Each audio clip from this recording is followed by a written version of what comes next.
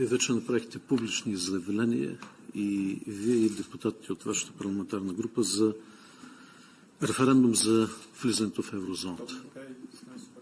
Дори така и това, което чух открито, с желание да се обърнете към мен. Ще се обърнете. Добре, това е важен въпрос, членството в еврозоната, но също така е важно и спазването на законите.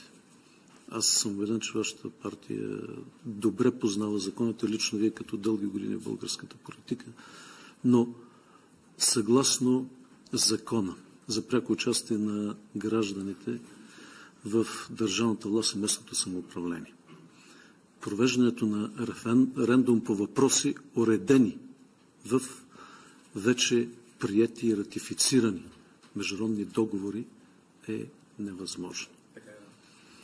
Също така и по Конституцията има ограничения.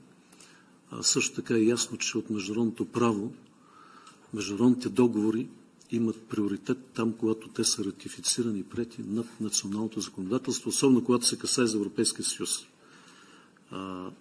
Европейското право има примат, пълен над нашето национално право.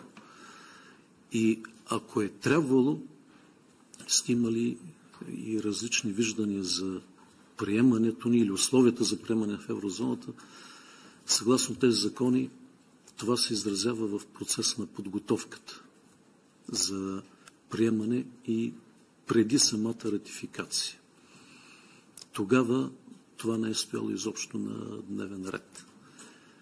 Вие как виждате спрямо тези ясни закони и Конституцията, и закона, така наречения закон за референдумите, и международното и европейско право, как виждате изобщо този референдум да бъде реален и легитимен?